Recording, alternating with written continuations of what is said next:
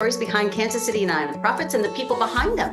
Casey Cares is the intersection of the nonprofit and profit communities, making Kansas City a better place to live, work, and play. This Casey Cares segment is brought to you by the Ewing Marion Kaufman Foundation, www.kaufman.org. I'm Ruth Von Biggis. You see them on the field at Arrowhead at every home Chiefs game. They are the Chiefs cheerleader squad. Well, since 1963, the team has had a squad. Last year's Chiefs cheer celebrated 60 years by performing at halftime with over 300 alumni cheerleaders across all the decades of the program. And now there's even a junior Chiefs cheerleader program for kids 6 to 17 who get to perform at a halftime.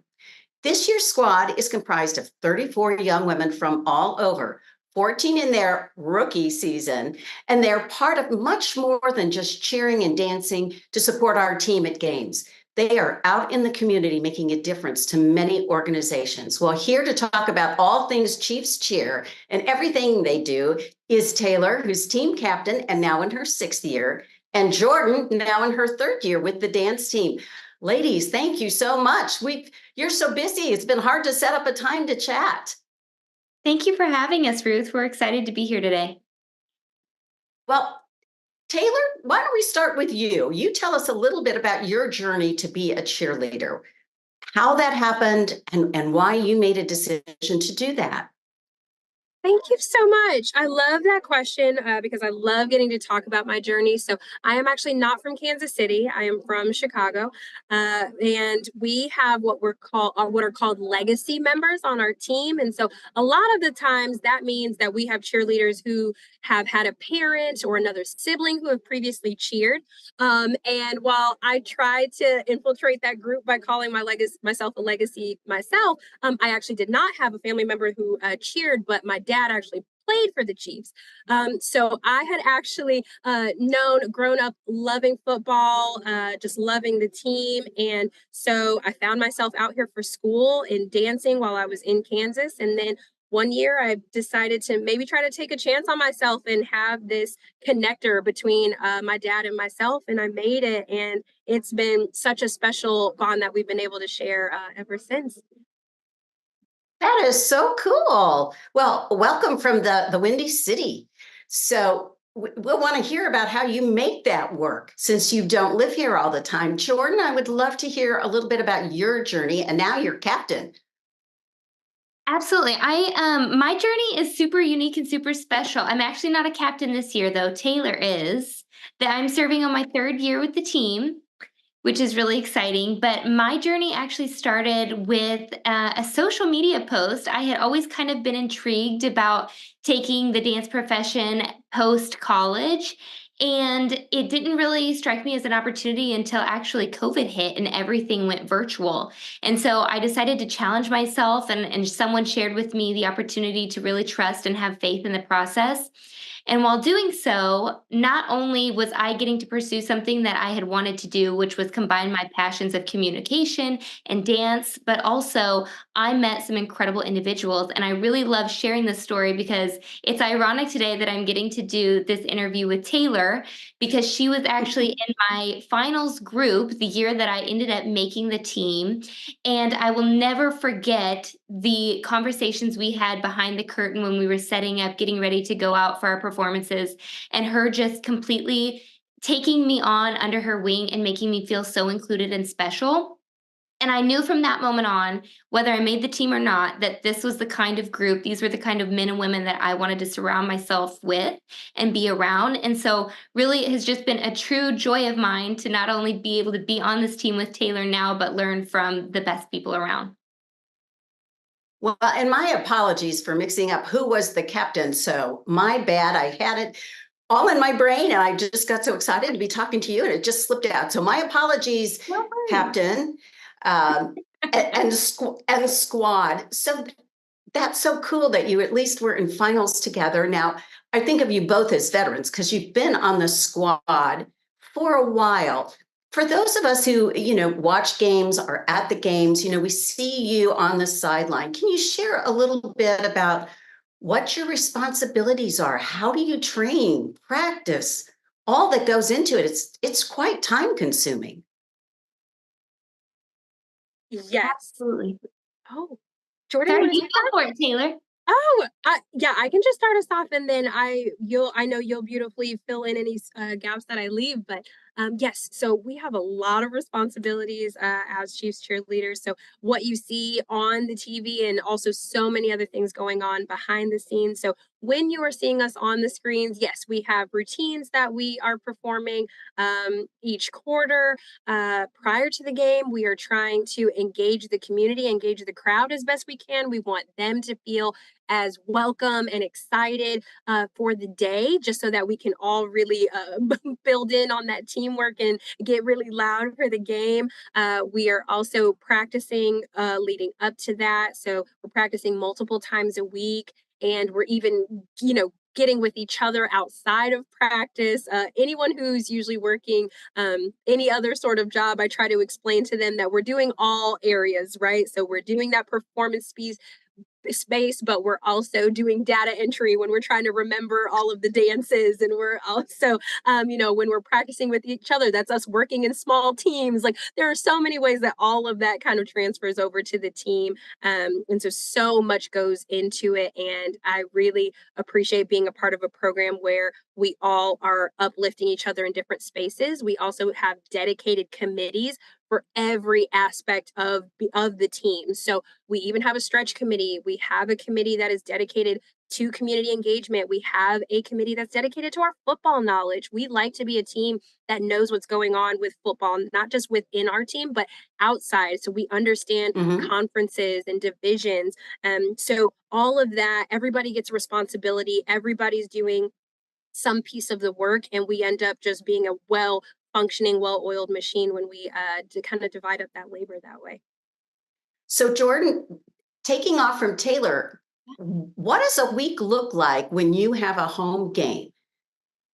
The weeks leading up to a home game, I mean, piggybacking exactly off of Taylor, we're working extra hard to prepare and make sure we're ready for the game, whether that be no matter what the weather is going to look like that game day or what performances we're going to be having.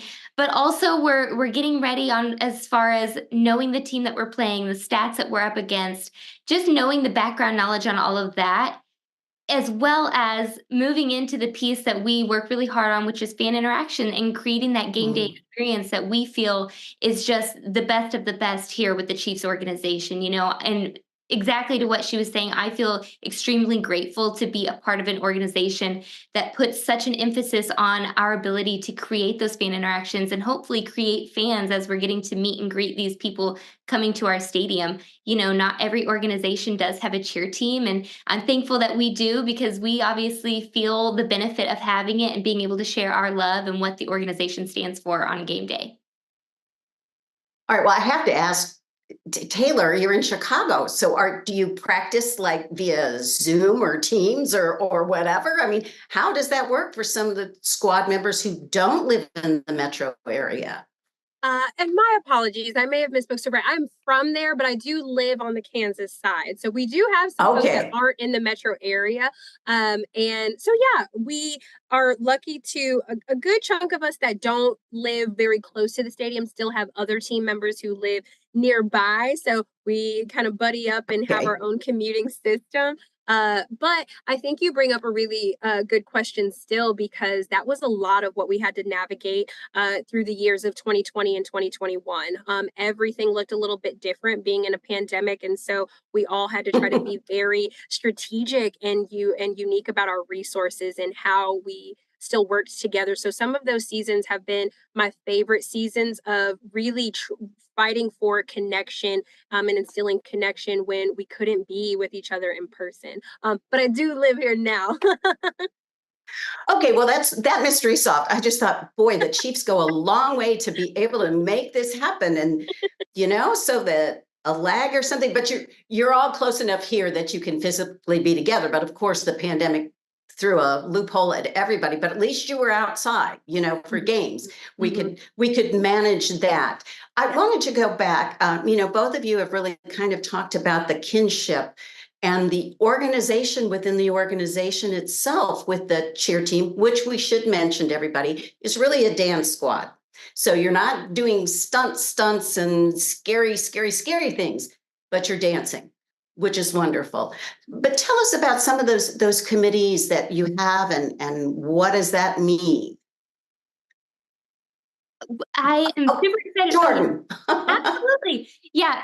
Going off of what Taylor said, it is such a cool thing that our team has those committees, and we have a plethora of them. So Taylor and I actually get to serve on the committee revolving around community engagement, which was something new we brought onto the team this year. And this one specifically allows us to kind of help mold and facilitate and find those organizations that we can be a part of and build a relationship with. But we have multiple. We have fellowship, we have football, we have our friendship. I'm blanking on the name at this time, but Unity, which all of these serve their own purpose. And it's really cool to see everyone really dive into the committee that they are placed on for the year and how we're going to evolve as a team. And I really do think that once the season comes to an end, you see the benefit of all of these things. They've all been their own separate committee, but it comes together in a full circle by the end of the season. And it's really quite a joy and something I'm so excited that our team does and hopefully gets to continue implementing throughout the next few seasons. Taylor, tell me about this new community engagement committee, and why was that started? When I know you were already doing a lot of things in the community. No, thank you for that. So in the past years, we had tried a couple of different ways to remain connected with the community. And so we had a committee that was dedicated to something like that, but we restructured it, brought it back, and we felt like this was the perfect time just because we had a team of members who had their hands in almost everything. We have healthcare providers, we have folks who are in education, we have people who are in safety and harm reduction and harm prevention. And so, because we have so many people in such magnificent roles, we really wanted to be able to capitalize on that or uplift that to show all of those different worlds and what all of this means to us. So this year, we really tried to focus in on different areas that were that other folks were very passionate about. So like you said, we've always been involved in some sort of way. We love going up to Ronald McDonald House and making appearances there. We've done so much with harvesters. One of my favorite appearances ever was kind of combining with harvesters and making GEHA Field at Arrowhead Stadium a site to get registered to vote. We've done blood drives, we've done Team Smile, and trying to really focus on and uplift and bring awareness around oral health. So all of these have always been really important to us, but this year we wanted to just again elevate that and expand on that, do some more intimate and personal things. I personally come from a background in assisting victim survivors of domestic violence, sexual assault, stalking, and human trafficking. And we were able to partner up with a local domestic violence shelter. And we really spent a lot of intentional time with them this year. So we did a couple of different projects with them and different families that they were still trying to engage with in the community. And that has been just one of the more special things about my career altogether, was being able to use our platform to connect with families and to connect with that organization. It ended up being really special. Well, ladies, that's just amazing. Jordan, I know something new I think you all did this year is tying in kind of with the My Cause, My Cleats program, which is when athletes players have their shoes painted and designed for a nonprofit or a charity or a cause that they're in. What did you all do this year? Because I think that was a new thing. We've actually had the opportunity to kind of do this with the cheer team before. Anytime that we are celebrating the My Cause, My Cleats at home, the cheerleaders get to celebrate with what we call causes we cheer for. And so the way that we get to represent causes that we're passionate about, that are on our heart, is we have what we call a rally towel. And a rally towel is what we whip out when it's, third down, we're on defense and we're trying to get the crowd excited about something. It's always red on a typical game game day. Well, on this game day, when we're also acknowledging my cause, my cleats, we get to have a rally towel that symbolizes the color of what we are standing for, what we would like to represent for that game. So I was able to represent something that game that was really passionate, that I'm really passionate about, which was awareness of dementia, as well as so many other teammates had different organizations or different causes that they're really, really passionate about too. And so it was really cool to look around on game day and see all of the different colors represented within our rally towels, while also knowing that the players were standing for something they wanted to represent and showcase that game as well. And who doesn't like a little bling? I mean, we can go away Right. from the red for a game, that's okay. Yes, of course. We're talking with Jordan and Taylor. They are part of Chiefs Cheerleaders.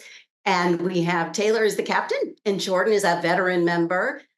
Let's dive in a little deeper with what you guys, ladies, do out in the community. Talk about kind of how you work with different people and their causes. I mean, you're really kind of boots on the ground at times.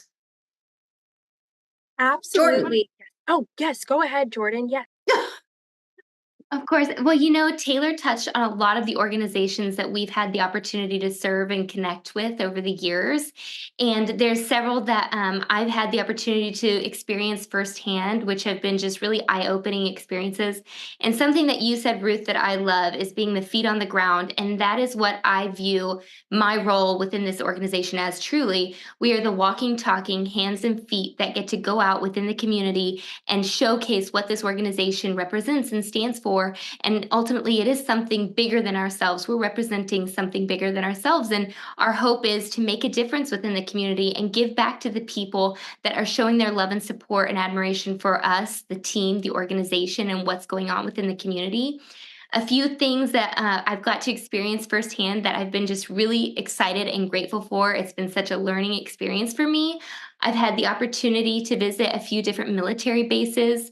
My teammates have also been able to have that opportunity. And the most eye-opening experience of all of this is, sometimes it is really just about hearing the stories of others and elevating their story and understanding. And sometimes that looks like just giving a friendly smile. Other times that looks like communicating about it. And other times maybe they're just needing a hug. And that has been just what a wonderful thing to be able to do, because I have the opportunity, and I don't take that lightly. I don't take it for granted. We've had the opportunity to visit those bases locally, domestically, even internationally, but it doesn't stop there. We have worked with Team Smile and Harvesters and various other charity organizations within our community too. Taylor, how about you? Yeah, I think Jordan said it perfectly. Why we're so big fans of you all and the work that you're doing, and why we were so excited to be part of this program and this casting today, is that we really can appreciate when folks want to take the time to elevate the work that's being done. We always appreciate the folks who are there first and on the front lines of providing that advocacy, of providing that care. So it was really exciting to just even be in this space. And so anytime that we get to align ourselves with that and connect ourselves with that and use our platform again to really showcase what others are doing and elevate those stories, elevate those experiences, and provide advocacy in our own way, is really what's truly special. We were so excited to have the draft here for a lot of different reasons, but the draft brings a lot of people and the draft brings a lot of attention. And so when we get that attention and we get that opportunity, we're really excited to showcase again what Kansas City is doing. So when we were able to showcase our character playbook and bring former players and cheerleaders and of reporters who children see every day on their TVs to then come into schools and talk about friendship and talk about the power of supporting each other in school. I think that that is really cool when we're able to show community gardens in our city and show people a different way to access or gain food security. We're really passionate about that. And again, like Jordan said already so perfectly, I'm so proud that we take the opportunities to want to be a part of that. Now, I know you work with the chosen charities causes of the Chiefs organization. Have you ever had the opportunity to bring something to light and say, this is something that we had some interest? What do you think? Yeah, so that's actually what we tried to do this year. So the domestic violence shelter that we ended up partnering with was a new partner, at least for Chiefs cheerleaders. So usually we, with our causes that we cheer for, we bring awareness to them and we shine light on them by having stories written about them, and we make our own posts on social media about them. But this year, we really got an opportunity to build out intentional time within our schedule to actually engage as well. So, being able to do those projects, build supplies for kind of going back to school week, or coming in and just hanging out with families that are doing other community engagement with the program was really fun to be able to do. And so, really, some of our other assistance ends up just coming by ways of different interactions that cheerleaders have when we're kind of out of the super suit, right? We run into families that we are teaching with dance, or families that we have in our classrooms, families that we have at our job, and we will hear that someone else is going through something, or that we will have a different learning opportunity come across our office. And then we just share that back with our group, and that's always something that's really special. So this year we really tried to do an interactive, intentional way of kind of what one of our sayings on our team is like, iron sharpens iron. And another way that we're doing that is bringing awareness about different causes, different experiences, and what that means.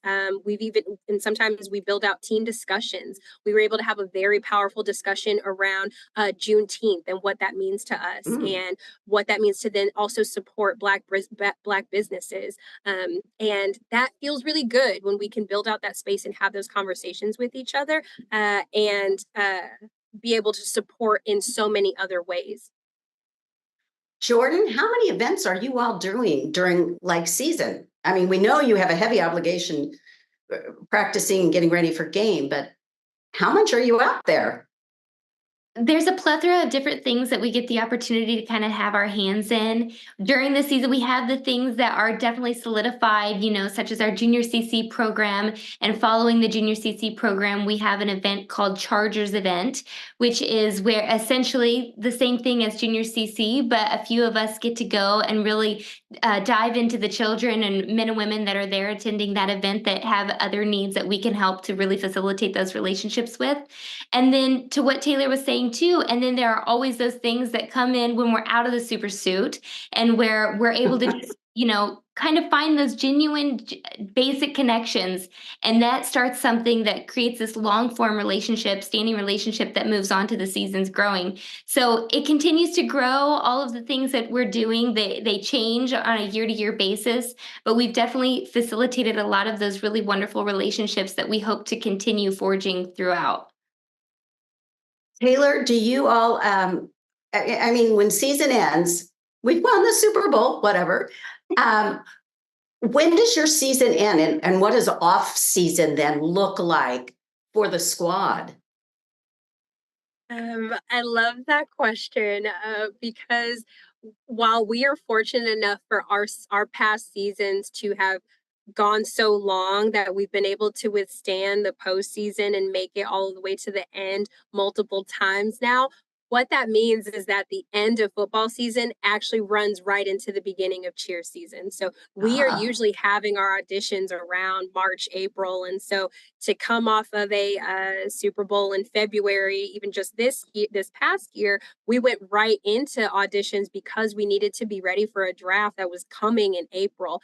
So needing to have all that material prepared. And then you jump right into summer practices to get ready for preseason and training camp. And so it actually starts all over. And so we wouldn't want to have it any other way, though. We love being to be able to withstand the postseason. But what that means is that it usually is running right into cheer season, which a lot of our members are used to. We have a lot of members who come from collegiate dance who have usually been used to dividing their time between dancing for multiple sports throughout the entire year, just to then also get prepared for their own competition season in the spring semesters. So kind of a continuation of that. But that's why we're so intentional about having really great people on the team, because you will be spending the entire year with them. And so it's always just the best time. Well, I love the super suit. I'm going to keep that in the back of my mind now. I think that's great. I don't know how you ladies do it. I mean, it's a huge commitment. And I know you love to dance. I mean, that's got to, I would think, would be at the heart and center of really wanting to do that. But it also sounds like you need to have a heart for really being in the community and giving in the community. Jordan, is there any recent event, community thing that you participated in that really, stands out, struck your heart? Is there something you would be willing to share? I've had the wonderful opportunity to have a few different of those moments that have really stuck out to me. I will speak to the one that initially brought me to Chiefs Cheer. I think I had the opportunity in my previous career before being a part of this team to work hand in hand with Ronald McDonald House Charities. I had the opportunity to volunteer and kind of work in the kitchens and provide food for different areas, and also get to meet a lot of those families and hear the stories of how they found themselves at Ronald McDonald House Charities. And I just found it to be a really impactful charity that I got to work with. And so when I came to Chiefs, what I found to be really refreshing was our Red Friday, which is the Friday that the town turns red and we're selling flags and we're raising money. And a large amount of those proceeds actually go to the Ronald McDonald House Charities. And I found that to just be really endearing to me, because I had just met a young boy and his mother who had benefited from the Ronald McDonald House Charities in St. Louis at the time. And I had made a connection with them and we had kept in contact. And so for me to say that I was able to continue helping in my own way while I moved to Kansas City to help that charity out, to know someone specifically that was going to be benefiting from those efforts, really meant a lot to me. And it's something I'm also really proud that we do every single year before kickoff of the season. Taylor, we have just a minute. Can you give us a short story? Absolutely. I'll make it even shorter because I have two. So sorry. So first being any engagement that we get to do with City Year is always my favorite. So going into schools and assisting with, partnering with City Year and their school program and education program has always been the best. Like Jordan said, with her background and tying that in, my background with getting to talk about healthy relationships and consent, I got to then do that at schools with City Year as a Chiefs cheerleader. And I thought that was so cool. And I was so honored to be able to fill that role anytime that we get to do that. So that's always cool. And then again, the benefits of being in the postseason and going to the Super Bowl means that your program gets to travel to different cities. So honestly, some of the best times that I've had has also been when we are doing appearances during Super Bowl week and really engaging with other communities too, for them to see how intentional we want to be with any community that we're a part of. So being in Arizona, we got to do a domestic violence awareness brunch, which again, I think fulfilled me in so many ways, being able to get to connect in that way. In Miami, we were able to help with a school that was built out specifically for children with different abilities and disabilities, and being able to just be in that environment, helping them garden, helping them play football. That is what just gives us life and gets us so excited. So we're happy that football games get to happen in the Super Bowl, and we're always crossing our fingers that we win, but we're also really excited when we get to see other communities and learn from them, see how they're engaging too, and then bring that back home. Jordan and Taylor, thank you so much. It's the Chiefs cheerleaders. You see them on the field, but they're doing so much more in the community. You can go to the Chiefs website, chiefs.com, and click on communities, and you'll see a tab for cheerleaders, and you will see just a small capture of photos and videos of everything you do. Ladies, thank you for all you do in the community and taking time to share it with us. Of course. Thanks so much for having us. We appreciate it. Yes, thank you. This is Casey. You bet. This Casey Cares segment was brought to you by the Ewing Marion Kaufman Foundation, www.kaufman.org. You can spread the love and find us on Facebook and Twitter at Casey Cares Radio and on Instagram at Casey Cares Online. And don't forget, Saturday mornings, catch us on ESPN 1510 AM and 94.5 FM. That's at 8 o'clock. Thank you for joining us.